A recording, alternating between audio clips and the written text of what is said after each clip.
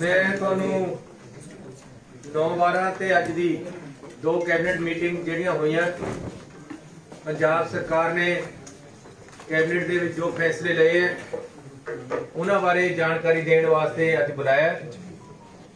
सो एक ਤਾਂ कोई भी ਜ਼ਿਮੀਂਦਾਰ ਜਾਂ ਜ਼ਮੀਨ ਜਿਹਦੀ ਵੀ ਹੈਗੀ ਹੈ ਉਹ ਪੰਜਾਬ ਦੇ ਵਿੱਚ ਅੱਗੇ साड़ी सरकार आ जी हुण मौजूदा इसके आने तो पहला जे कोई मिट्टी चकता सी तां रॉयल्टी लगती सी, रॉयल्टी वाले आ जाते सी। हुण ये काम बिल्कुल खत्म हो गया है। कैबिनेट दे विच भी असीं पास कर दिता है 3 फुट तक कोई भी अपनी मिट्टी फ्री ऑफ कॉस्ट चला चक सकदा, किसी मंजूरी की लोड़ नहीं, कोई रॉयल्टी नहीं लगनी, कोई माइनिंग पॉलिसी नहीं लगनी। उन्हां पर माइनिंग पॉलिसी खत्म कर दी। इस तो इलावा जिहड़े भट्ठे वाले है ਉਹ ਜਿਹੜੀ ਜ਼ਮੀਨ ਵਿੱਚੋਂ ਇੱਟਾਂ ਬਣਾਉਂਦੇ ਆ ਉਹਦੇ ਪਰ ਟੈਕਸ ਲੱਗਦਾ ਸੀ, ਮਾਈਨਿੰਗ ਦੀ ਪਾਲਿਸੀ ਲੱਗਦੀ ਸੀ। ਐਸੀ ਉਹਨਾਂ ਨੂੰ ਮਾਈਨਿੰਗ ਪਾਲਿਸੀ ਤੋਂ ਬਾਹਰ ਕਰ ਦਿੱਤਾ ਹੈ। ਭੱਠੇ ਵਾਲਿਆਂ ਨੂੰ ਕੋਈ ਰਾਇਲਟੀ ਨਹੀਂ ਲੱਗੇਗੀ, ਕੋਈ ਜਾ ਕੇ ਤੰਗ ਨਹੀਂ ਕਰੇਗਾ। ਆਪਣੀ ਇੱਟਾਂ ਬਣਾਉਣ ਵਾਸਤੇ ਜ਼ਿਮੀਂਦਾਰ ਤੋਂ ਮਿੱਟੀ ਖਰੀਦ ਕੇ ਜ਼ਿਮੀਂਦਾਰ ਦੇ ਪੈਸੇ ਦੇ ਕੇ ਉਹ 3 फुट तक जब मर्जी चक सकते, किसी को कोई रोक नहीं है। ते अज भी भट्ठे वालियां ने मेरा आके एक प्रोग्राम दे विच धन्नवाद कीता है, मैनूं सन्मान भी कीता है कि पंजाब सरकार ने भट्ठे वालियां नूं बचा लिया है। इहदे नाल इट्टां भी सस्तियां होणगीआं, रॉयल्टी खत्म हो गई है, उन्हां नूं कोई तंग नहीं करेगा। अगला साडा जिहड़ा फैसला सफाई सेवक ते सीवरमैन ते कंट्रैक्ट ते लगे नगर निगमां ते म्यूनसिपल कमेटियां दे कर्मचारी उन्हां नूं सरकार ने रेगूलर करन दा फैसला कीता है। जिहड़े कंट्रैक्ट बेस ते लगे हुए हैं उन्हां 'च 10 साल वाली शर्त नहीं होएगी। उन्हां नूं पिछली कैप्टन साहब दी सरकार वेले फैसला होया सी, उन्हां ने लागू नहीं सी कीता। ऐसी उस फैसले नूं लागू कर रहे हैं। म्यूनसिपल कमेटियां दे विच सीवरमैन, सफाई सेवक या कर्मचारी कंट्रैक्ट बेस ते जिहड़े लगे हुए उन्हां नूं पक्का कीता जा रहा है। जिहड़े आउटसोर्स लगे हुए उन्हां नूं कंट्रैक्ट ते कीता जा रहा है। ये पंजाब सरकार ने फैसला कर दिता है। म्यूनसिपल कमेटियां ने मता पा के भेजना है, वह लागू हो जाएगा। इस करके जे किसी म्यूनसिपल कमेटी ने मता नहीं पाया, वैसे तो सारिਆਂ ने पा दिता है, वह अपना पा के भेज दें। सफाई कर्मचारी, सीवरमैन, ट्रैक्टर के लगे ड्राइवर जिहड़े कूड़ा ढोंदे है या गड्डियां दे उपर जिहड़े कूड़ा ढोंदे है उन्हां नूं पक्का करन दा फैसला सरकार ने कर लिया। इस तो इलावा पंजाबी भाषा 10वीं तक पास होवे, ये पहला सरकार दे विच तां सीगा लेकिन कारपोरेशन बोर्डां विच नहीं सी। बाकी जिहड़े सरकार दे अर्ध सरकारी अदारे उन्हां विच नहीं सी, उन्हां विच भी सरकार ने फैसला ले लिया कि किसी ने नौकरी लगना है तो 10वीं तक पंजाबी पहला पास होनी चाहिए, तो उन्हें नौकरी मिलेगी। इहदे नाल जिहड़े बाहर तो आके नौकरी भालदे है उन्हां नूं रोक के पंजाबियां नूं ही नौकरी मिलेगी। पानी दे एरिया पिंडां दे विच ते शहरां दे विच नोटिफिकेशन हो गई सी। पिंडां दे विच कन्फ्यूजन सीगी, ऐसी क्लीयर कर दिता है कैबिनेट दे विच कि पुराने बकाए पानी दे जिहड़े पिंडां दे विच खड़े सी उन्हां नूं पंजाब सरकार ने माफ कर दिता है। पुराने बकाए देण दी लोड़ नहीं। अगे नूं 50 रुपये फ्लैट रेट ते बिल आएगा पिंडां दे विच ते शहरां दे विच।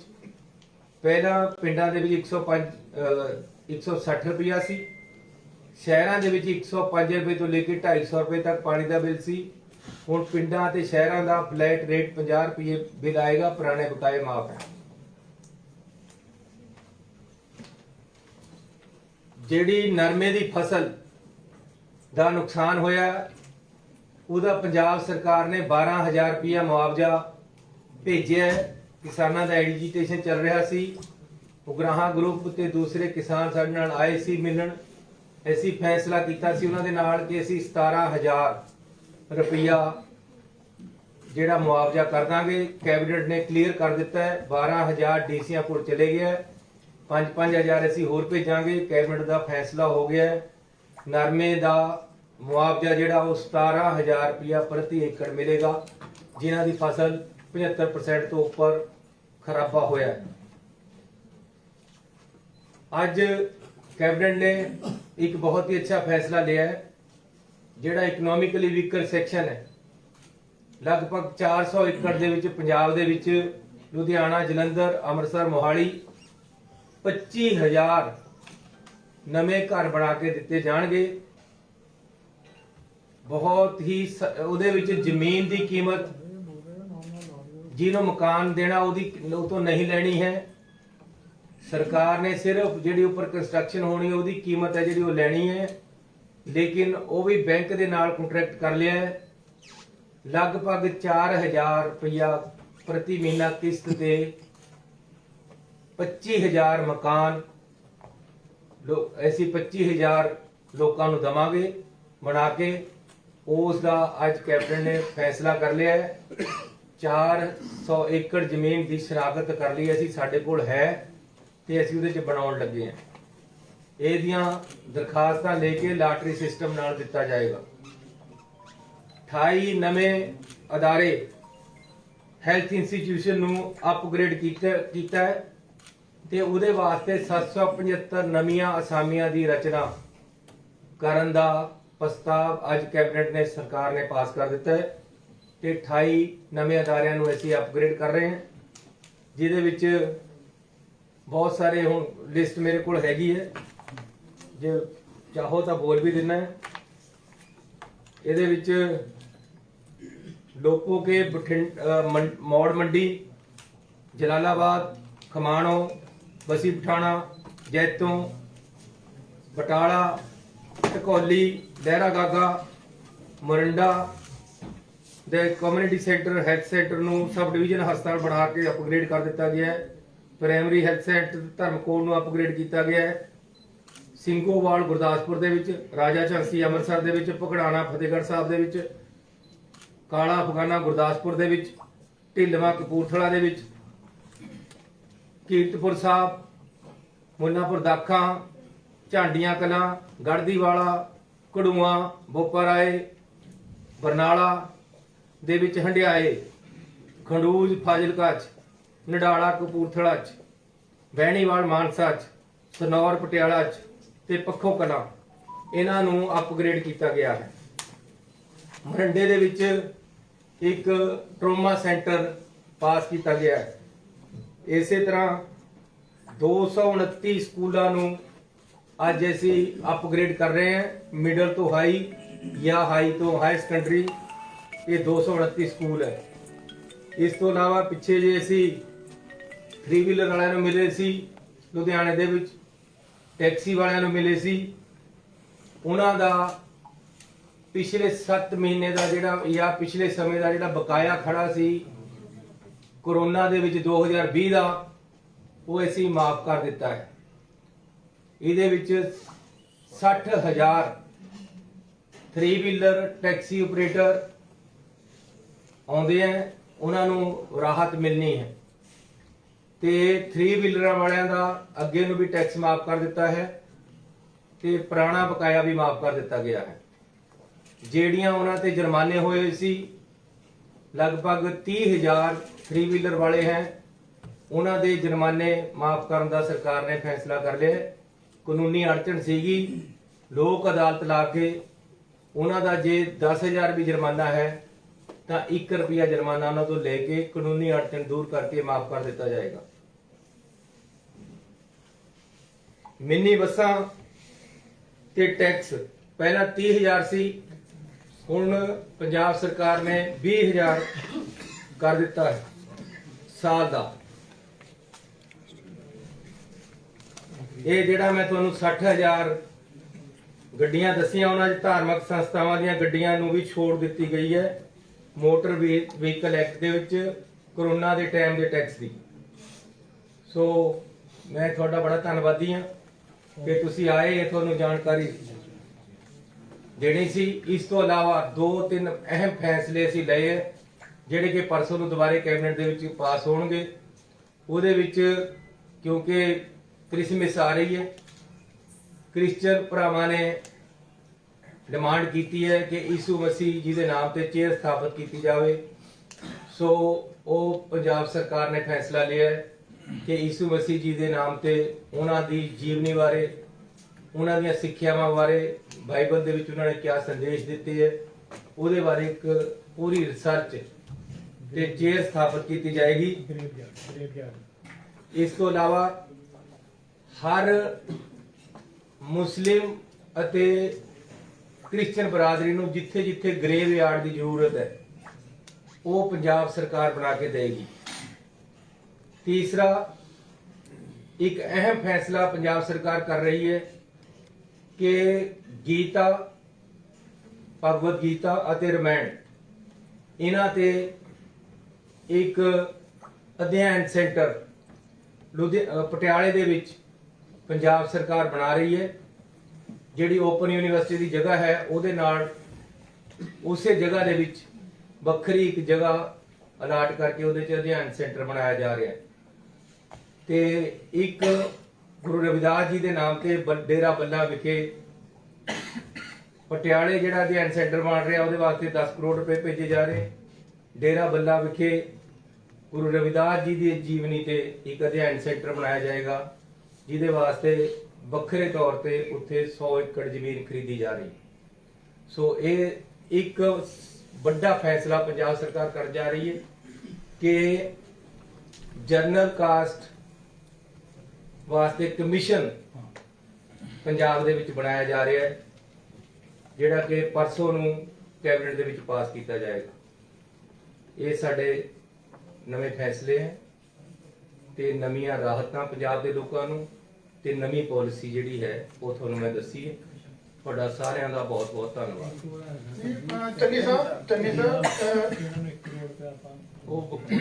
ਚੰਨੀ ਸਾਹਿਬ ਇੱਕ ਦੱਸਣਾ ਕਿ ਕਿਸਾਨ ਕਾਫੀ ਪ੍ਰੋਟੈਸਟ ਕਰ ਰਹੇ ਹੈਗੇ ਆ, ਉਹ ਕਰਜ਼ੇ ਮਾਫੀ ਦਾ ਬਾਰ-ਬਾਰ ਉਹਨਾਂ ਨੂੰ ਮੰਗ ਕੀਤੀ ਜਾ ਰਹੀ ਹੈ ਔਰ ਇਹਨਾਂ ਬਾਰੇ ਸੀ ਉਹ ਕਿਉਂਕਿ ਕੱਲ ਵੀ ਨਾ ਬਿਲਕੁਲ ਹੁਣ ਰੇਲ ਗੱਡੀਆਂ ਰੋਕ ਕੇ ਰੱਖੀਆਂ ਨੇ ਉਹਨਾਂ ਬਾਰੇ ਕਿਸਾਨਾਂ ਦੀਆਂ ਜਥੇਬੰਦੀਆਂ ਨੇ ਮੀਟਿੰਗ ਵਾਸਤੇ ਟਾਈਮ ਮੰਗਿਆ।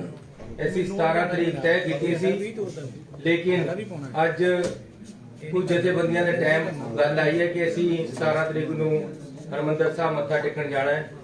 ਇਸ ਕਰਕੇ ਇੱਕ ਤਰੀਕ ਹੈ ਜਿਹੜੀ 20 ਤਰੀਕ ਕਰ ਦਿੱਤੀ ਜਾਵੇ।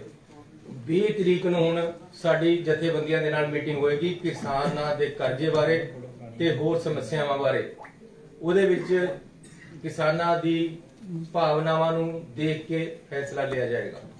ਜਿਹੜਾ ਕੱਲ ਜਿਹੜੀ ਐਸਟੀਐਫ ਦੀ ਉਹ ਚਿੱਠੀ ਹੈ ਖਾਨ ਸਾਹਿਬ ਦੀ ਬਾਹਰ ਵਾਇਰਲ ਹੋਈ ਹੈ ਔਰ ਉਹਨੇ ਗੱਲ ਕਹੀ ਹੈ ਕਿ ਇਹਦੇ ਵਿੱਚ ਕੁਝ ਹੈ ਨਹੀਂ ਤਾਂ ਪੱਕੀ ਐਕਸ਼ਨ ਲੈ ਸਕਦੇ ਹੈ।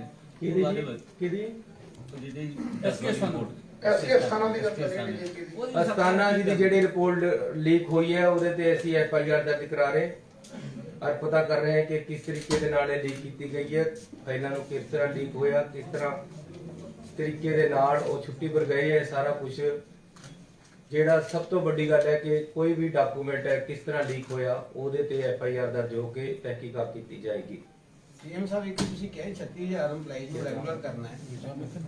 ਸੀਐਮ ਸਾਹਿਬ 36000 EMPLOYEES ਰੈਗੂਲਰ ਕਰਨਾ ਪਰ ਨੋਟੀਫਿਕੇਸ਼ਨ ਨਹੀਂ ਆਇਆ। नोटिफिकेशन इस तरह है कि गवर्नर साहब कोर्ट 2 बार फैल जाती है, फैल गई हुई है, 1-2 दिन आ जाएगी। सानू पूरी आस है, ਅਸੀਂ ਪਿੱਛੇ ਲੱਗੇ ਹੋਏ ਨਾਲ ਲੱਗਦੀ ਅਸੀਂ 5-7 ਦਿਨਾਂ ਵਿੱਚ ਉਹਨਾਂ ਨੂੰ ਪੱਕੇ ਕਰਨ ਦੇ ਉਹਨਾਂ ਨੂੰ ਅਪਾਇੰਟਮੈਂਟ ਲੈਟਰ ਦੇ ਦਾਂਗੇ। ਉਹਦੇ ਤੇ ਅੱਜ ਵੀ ਡਿਸਕਸ਼ਨ ਹੋਈ ਹੈ, ਚੱਲ ਰਹੀ ਹੈ। ਉਹਦੇ ਤੇ ਕਮੇਟੀ ਬਣਾਈ ਹੈ, ਅਸੀਂ 2-4 ਦਿਨਾਂ 'ਚ ਅਸੀਂ ਰਿਪੋਰਟ ਦੇ ਦਾਂਗੇ ਹਾਇਰ ਐਜੂਕੇਸ਼ਨ ਦੇ ਮਿਨਿਸਟਰ ਸਾਹਿਬ ਨੂੰ। ਸੀਐਮ ਸਾਹਿਬ ਜੋ ਸਥਾਨੀ ਸਾਹਿਬ ਦੀ ਚਿੱਠੀ ਜਿਹੜੀ ਲੀਕ ਹੋਈ ਹੈ ਇਸ ਦੇ ਵਿੱਚ ਜਿਹੜੇ ਬੇਸਿਕ ਇਸ਼ੂਜ਼ ਨੇ, ਜਿੱਦਾਂ ਉਹਨਾਂ ਨੇ ਕਿਹਾ ਕਿ ਲੀਗਲ ਹਿਚਸ ਨੇ ਕਿ ਜਿਹੜਾ ਐਸਟੀਐਫ ਦੀ ਰਿਪੋਰਟ ਹੈ ਉਸ ਨੂੰ ਅਸੀਂ ਫਰਦਰ ਉਹ ਨਹੀਂ ਕਰ ਸਕਦੇ ਨੇ। ਉਹ ਜਿਹੜੀ ਚਿੱਠੀ ਲੀਕ ਹੋਈ ਹੈ ਉਹ ਅੱਧਾ ਵਰਜਨ ਹੈ। ਉਸੇ ਬੰਦੇ ਦੀ ਹੱਥ ਲਿਖ ਚਿੱਠੀ ਇੱਕ ਹੋਰ ਵੀ ਹੈਗੀ ਹੈ ਰਿਪੋਰਟ, ਉਹ ਅਜੇ ਪ੍ਰੈਸ ਦੇ ਸਾਹਮਣੇ ਨਹੀਂ ਆਈ। ਉਹ ਜਿਹੜਾ ਤੁਹਾਡੇ ਵਾਲੀ ਜਿਹੜੀ ਇਸ ਟਾਈਮ ਜਿਹੜੇ ਬੰਦਿਆਂ ਨੂੰ ਡਰ ਹੈ ਕਿ ਉਹਨਾਂ ਤੇ ਕਾਰਵਾਈ ਹੋਏਗੀ, ਜਿਹੜੀਆਂ ਬੜੀਆਂ ਬੱਚੀਆਂ ਨਸ਼ਿਆਂ ਦੇ ਵਿੱਚ, ਜਿਹੜਿਆਂ ਨੂੰ ਹੁਣ ਭੰਬਲ ਪੁੱਸਾ ਪਿਆ ਹੋਇਆ ਯਾਰ ਭੱਜਣ ਲੱਗੇ ਹੋਏ, ਜਿਹੜਿਆਂ ਨੂੰ ਰਾਤ ਨੂੰ ਨੀਂਦ ਨਹੀਂ ਆਦੀ ਤੇ ਸਾਡੇ ਅਫਸਰਾਂ ਨੂੰ ਧਮਕੀਆਂ ਦੇ ਰਹੇ, ਉਹਨਾਂ ਨੇ ਲੀਕ ਕੀਤੀ ਸੀ, ਲੇਕਿਨ ਉਹ ਬਹੁਤ ਛੋਟਾ ਪੋਰਸ਼ਨ ਹੈ। ਉਹ ਪੋਰਸ਼ਨ ਦਾ ਮਹੱਤਵ ਕੋਈ ਨਹੀਂ ਹੈ, ਉਸ ਤੋਂ ਅੱਗੇ ਤੇ ਪਿੱਛੇ ਦਾ ਮਹੱਤਵ ਹੈ ਜਿਹੜੀ ਅਸਲੀ ਰਿਪੋਰਟ ਹੈ। ਚੰਨੀ ਸਾਹਿਬ ਕੀ ਵਿਕਰਮ ਮਜੀਠੀਆ ਦੀ ਗ੍ਰਿਫਤਾਰੀ ਹੋਊਗੀ? ਮੈਂ ਕੋਈ ਨਹੀਂ ਹੈ ਕਿਸੇ ਦੀ ਗ੍ਰਿਫਤਾਰੀ ਕਰਨੇ ਵਾਲਾ, ਨਾ ਹੀ ਮੈਂ ਕਿਸੇ ਦੀ ਖਾਸ ਬੰਦੇ ਵਿਅਕਤੀ ਦੇ ਉੱਤੇ ਗੱਲ ਕਰਦਾ। ਕਾਨੂੰਨ ਆਪਣਾ ਤਰੀਕਾ ਅਪਣਾ ਰਿਹਾ, ਕਾਨੂੰਨ ਨੇ ਆਪਣੇ ਤਰੀਕੇ ਦੇ ਨਾਲ ਕੰਮ ਕਰਨਾ ਹੈ। ਮੈਂ ਤੁਹਾਨੂੰ ਕਿਸੇ ਦਾ ਨਾਮ ਨਹੀਂ ਲਿਆ, ਮੈਂ ਕਿਹਾ ਨਸ਼ੇ ਦੀਆਂ ਵੱਡੀਆਂ ਮੱਛੀਆਂ ਨੂੰ ਬਖਸ਼ਿਆ ਨਹੀਂ ਜਾਏਗਾ, ਤੇ ਵੱਡੀਆਂ ਮੱਛੀਆਂ ਦੇ ਵਿੱਚ ਤੁਸੀਂ ਆਪਣੇ ਤਰੀਕੇ ਨਾਲ ਕਿਸੇ ਦਾ ਨਾਮ ਲੈ ਰਹੇ, ਤੁਹਾਨੂੰ ਉਹ ਵੱਡੀ ਮੱਛੀ- ਤੁਹਾਡੇ ਹੋਮ ਮਿਨਿਸਟਰ ਕਹਿ ਰਹੇ ਜੀ। ਮੈਂ ਇਹ ਕਹਿ ਰਿਹਾ ਕਿ ਆਪਣੀ ਆਪਣੀ ਸੋਚ ਹੈ, ਇਸੇ ਕਰਕੇ ਜਿਨ੍ਹਾਂ ਦੀ ਦਾੜੀ ਦੇ ਵਿੱਚ ਤਿਣਕਾ ਹੈ, ਜਿਹੜਾ ਬੰਦਿਆਂ ਨੇ ਸਾਰੇ ਕੁਕਰਮ ਕੀਤੇ ਹੈ, ਉਹ ਕੋਰਟ ਦੇ ਵਿੱਚ ਵੀ ਬੈਠੇ ਜਾਂਦੇ ਆ। ਹਾਂਜੀ, ਉਹੀ ਜਾ ਰਹੇ ਹਨ। ਕੋਰਟ ਨੇ ਉਹਨਾਂ ਨੂੰ ਕਿਹਾ ਕਿ ਤੂੰ ਕੌਣ ਹੈ ਭਾਈ, ਤੈਨੂੰ ਡਰ ਹੈ ਕੋਈ ਅੰਦਰ ਤਾਂ ਤੂੰ ਆਇਆ ਹੈ? ਹਾਂਜੀ, ਤੂੰ ਕਰਨੇ ਵਾਲਾ ਸਾਰਾ ਕੁਝ, ਇਹ ਕੋਰਟ ਨੇ ਉਹਨਾਂ ਨੂੰ ਕਿਹਾ ਹੈ। ਔਰ ਉਹੀ ਲੋਕ ਅੱਜ ਸਾਡੇ ਅਫਸਰਾਂ ਨੂੰ ਵੀ ਧਮਕਾਉਣ ਦੀ ਕੋਸ਼ਿਸ਼ ਕਰ ਰਹੇ। ਪੰਜਾਬ ਪੁਲਿਸ ਨੇ ਬਹੁਤ ਬੜੇ ਬੜੇ ਕੰਮ ਕੀਤੇ ਹੋਏ ਹੈ, ਤਾਂ ਇਹ ਵੀ ਕਰੇਗੀ। ਸੀਐਮ ਸਾਹਿਬ, ਸੁਖਬੀਰ ਸਿੰਘ ਬਾਦਲ ਹਰ ਇੱਕ ਮੰਚ ਤੇ ਹੁਣ ਇਹੀ ਗੱਲ ਕਰ ਰਹੇ ਨੇ ਕਿ ਪੰਜਾਬ 'ਚ ਜਿਹੜੀ ਤੁਹਾਡੀ ਸਰਕਾਰ ਹੈ ਉਹ ਉਹਨਾਂ ਨੂੰ ਔਰ ਵਿਕਰਮ ਮਜੀਠੀਆ ਨੂੰ ਡੱਕਣ ਦੀ ਕੋਸ਼ਿਸ਼ ਕਰ ਰਹੀ ਹੈ, ਇਸ ਲਈ ਝੂਠੇ ਮਾਮਲੇ ਜਿਹੜੇ ਨੇ, ਝੂਠੇ ਗਵਾਹ ਜਿਹੜੇ ਨੇ ਉਹ ਤਿਆਰ ਕਰਾਏ ਜਾ ਰਹੇ ਨੇ। ਉਹ ਇਹ ਵੀ ਕਹਿ ਰਹੇ ਨੇ ਕਿ ਇਸ ਲਈ ਅਫਸਰਾਂ ਤੇ ਵੀ ਦਬਾਅ ਬਣਾਇਆ ਜਾ ਰਿਹਾ ਕਿ ਤੁਸੀਂ ਪਰਚੇ ਦਰਜ ਕਰੋ ਤੇ ਉਹਨਾਂ ਨੂੰ ਅੰਦਰ ਡੱਕੋ। ਮੈਨੂੰ ਇਹ ਨਹੀਂ ਪਤਾ ਲੱਗਦਾ ਕਿ ਉਹ ਇੰਨੇ ਡਰੇ ਵੇ ਕਾਤੇ ਹੈ, ਇੰਨੇ ਕਿਉਂ ਡਰਦੇ ਆ? ਜਦੋਂ ਗਲਤ ਕੰਮ ਕਰਦੇ ਸੀ ਉਦੋਂ ਨਹੀਂ ਸੋਚਣਾ ਸੀ। ਇਸ ਕਰਕੇ ਸਾਡਾ ਕਿਸੇ ਵਿਅਕਤੀ ਵਿਸ਼ੇਸ਼ ਵਾਸਤੇ ਕੋਈ ਇਹੋ ਜਿਹੀ ਸੋਚ ਨਹੀਂ ਹੈ। ਜਿਹੜੇ ਬੰਦਿਆਂ ਨੇ ਬੇਅਦਬੀ ਕਰਾਈ ਹੈ ਉਹ ਸਾਹਮਣੇ ਆਣਗੇ, ਜਿਨ੍ਹਾਂ ਨੇ ਨਸ਼ੇ ਵੇਚੇ ਹੈ, ਨਸ਼ੇ ਬਕਵਾਏ ਹੈ, ਉਹਨਾਂ ਦੀ ਸਰਪ੍ਰਸਤੀ ਕੀਤੀ ਹੈ, ਪੰਜਾਬ ਦੇ ਨੌਜਵਾਨੀ ਨੂੰ ਗਾਲਿਆ ਹੈ, ਉਹ ਲੋਕ ਸਾਹਮਣੇ ਆਣੇ ਚਾਹੀਦੇ ਹੈ। ਔਰ ਸਾਡੀ ਇਹ ਮੋਰਲ ਦੇ ਨਾਲ ਨਾਲ ਇੱਕ ਡਿਊਟੀ ਹੈ। ਅਸੀਂ ਜੇ ਸਾਨੂੰ ਲੋਕਾਂ ਨੇ ਮੌਕਾ ਦਿੱਤਾ ਹੈ ਕਿ ਅਸੀਂ ਲੋਕਾਂ ਦੀ ਸੇਵਾ ਦੇ ਵਿੱਚ ਸਹੀ ਕਾਨੂੰਨ ਕਰੀਏ, ਤਾਂ ਕਾਨੂੰਨ ਸਹੀ ਕੰਮ ਹੀ ਕਰੇਗਾ। ਕਦੇ ਕਿਤੇ ਵੀ ਝੁਕਾਂਗੇ ਨਹੀਂ, ਲੇਪਾਂਗੇ ਨਹੀਂ, ਡਰਾਂਗੇ ਨਹੀਂ। ਜਿੰਨਾ ਜੀਵਨ ਹੈ ਇਮਾਨਦਾਰੀ ਔਰ ਨੇਕ ਨੀਤੀ ਨਾਲ ਕਿਸੇ ਨੂੰ ਗਲਤ ਫਸਾਣਾ ਨਹੀਂ, ਲੇਕਿਨ ਜਿਨ੍ਹਾਂ ਨੇ ਪੰਜਾਬ ਦਾ ਨੁਕਸਾਨ ਕੀਤਾ ਹੈ, ਪੰਜਾਬ ਦੀ ਜਵਾਨੀ ਦਾ ਘਾਣ ਕੀਤਾ ਹੈ, ਉਹ ਬਖਸ਼ੇ ਜਾਣ। ਇਹ ਵੀ ਸਾਡਾ ਕੋਈ ਇਹ ਕਦੋਂ ਤੱਕ ਹੋ ਜੂਗੀ ਕਾਰਵਾਈ? ਇਹ ਦੇਖੋ, ਇੱਕ ਕਾਨੂੰਨ ਹੈ। ਅਗਲੇ ਹਾਈ ਕੋਰਟ ਵਿੱਚ ਵੀ ਪੰਗੇ ਲੈ ਰਹੇ ਹੈ, ਅੜਿੱਕੇ ਉਡਾ ਰਹੇ ਹੈ, ਅਫਸਰਾਂ ਨੂੰ ਵੀ ਚੱਕ ਚਕਾਈ ਹੋ ਰਹੀ ਹੈ। ਕਿਸੇ ਨੂੰ ਤੁਹਾਨੂੰ ਸਾਰਾ ਕੁਝ ਪਤਾ ਹੈ ਯਾਰ, ਤੁਸੀਂ ਮੈਨੂੰ ਪੁੱਛਦੇ ਹੋ। ਹਾਈ ਕੋਰਟ ਨੇ ਤਾਂ ਇਹ ਗੱਲ ਕਹੀ ਹੈ ਕਿ ਅਸੀਂ ਰੋਕੇ ਨਹੀਂ ਸਰਕਾਰ ਨੂੰ ਕਾਰਵਾਈ ਕਰਨ ਤੋਂ।